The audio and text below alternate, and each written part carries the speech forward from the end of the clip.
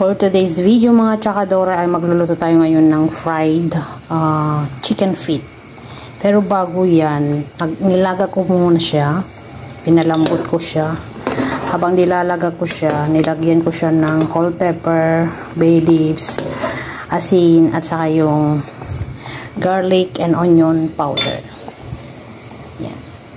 Ayan lang natin siya kumulo, maluto hanggang lumambot yung chicken feet. Okay na po yung ating chicken feet.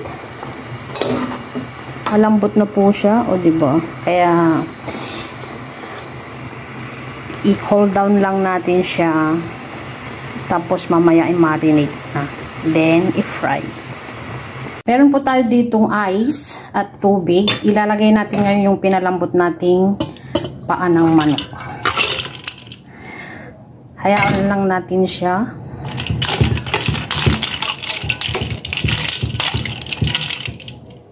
Ito naman guys yung aking prepare na pag-marinate. Yung i-dip natin dito sa flour yung chicken feet.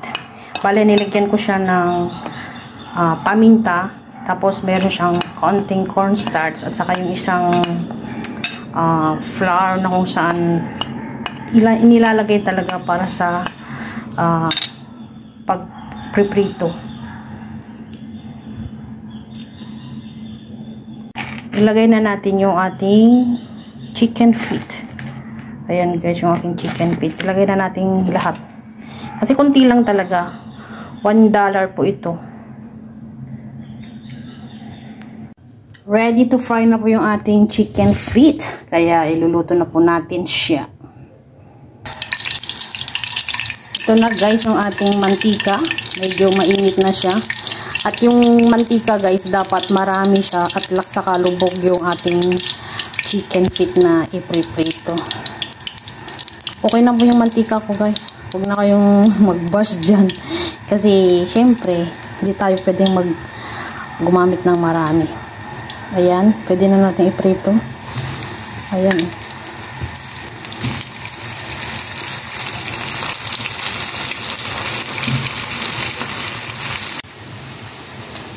Medyo okay na yung ating chicken feet guys. Kaya isunod na natin yung natitirang ipriprito.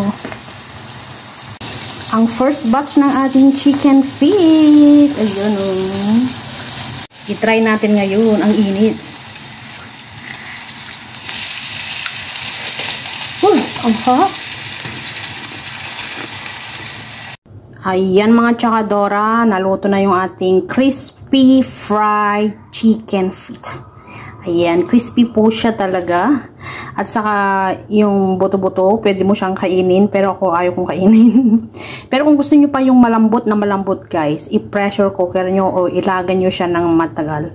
Pero ako, gusto ko yung medyo may kagat-kagatin pa siya kasi. Diba? Ayan, depende lang naman kasi sa atin kung paano natin ipapalambot yung chicken feet.